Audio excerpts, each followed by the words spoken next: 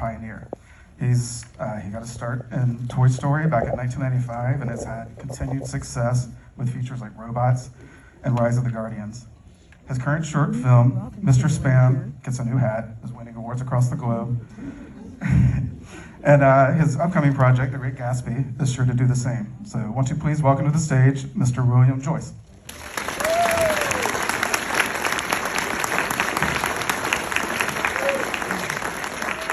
It is so awesome to be here again after waiting 2 years for this festival to make its way through COVID. So congratulations to us all to getting to watch the movies the way we should again. Yes. And the TCM, I mean, my gosh, they're like the Vatican of movies. I mean, I feel like I'm on holy ground every time I come in. All right, so I'm at a little bit of a disadvantage. I'm doing this. I had prepared a slideshow that would sort of explain the evolution of Joan Crawford's eyebrows. And something went wrong. And I somehow think it must be the power of Joan that destroyed that slideshow. So I'm going to have to just wing it a little bit. So please forgive me. Joan Crawford. It may seem that stardom came to her easily. She was a Broadway veteran by her teens. She signed to MGM in 1925 to become a movie star. At first, they didn't have that much confidence in her, but she changed their minds. Now, 1925, she could have been 21 years old or 24 years old, we don't know. Her date of birth is listed, and I'm not kidding, it says 1904 through 1908.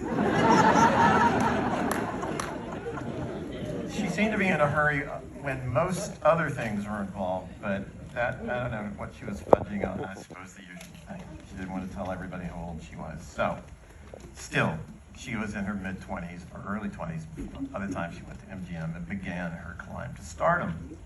And she didn't like her first roles at MGM. She thought she was getting too many second, string roles. And then this amazing guy, Pete Smith, at MGM, who did the Pete Smith specialties, said there's something about this girl that Louis Mayer and nobody else at the studio was really seeing. And he goes, we got to find her a different name. Her name at that point was Louise LeSueur. And Louis Mayer said it sounded too much like sewer. And so they had a contest to rename her, and fans would write in. And the winning name was Joan Arden. Do you think we'd be standing here? Would it be the same if it was Joan Arden? Somehow Crawford seemed to encapsulate her better. And that had been Pete Smith's suggestion. Joan Crawford hated the name. She said it sounded like a crawfish, but it worked. And so she began the series of flapper epics in the 1920s. And this is when we get the first glimpse of her almost maniacal and desperate radiance of personality. She's in these films dancing the Charleston with a ferocity that's almost bestial, terrifying. There's a reason none of the guys get up and try to dance with her, because she's kind of terrifying up there. But she impressed people. She impressed audiences and the intelligentsia even. She became, in the 30s, a sort of pinnacle, a high priestess of glamour and a certain chiseled beauty. F. Scott Fitzgerald wrote about her beautifully, as he always did. Joan Crawford, he said, is doubtless the best example of a flapper, of the flapper girl you see in smart nightclubs, gowned to the apex of sophistication, toying with iced glasses of booze, with a remote, faintly bitter expression, dancing deliciously, laughing a great deal with those wide eyes. She was a young thing that was desperate, and desperate with a talent for living. Man, that guy could figure stuff out. Good old Scotty. But by the end of the 30s, she had done so many of these films that people were tiring of them, and she was labeled box office poison in 1938. But she would not be denied. she would stay a star. She reinvented herself and resurrected in 1945 with like a phoenix and Mildred Pierce, which is, there's no denying what she does in Mildred Pierce is singular and amazing. She seemed to be able to sort of rein in her excesses and become vulnerable. And when she does that in films, which she doesn't often, she's really kind of touching. All that armor plate that she wore of glamour faded away a little bit.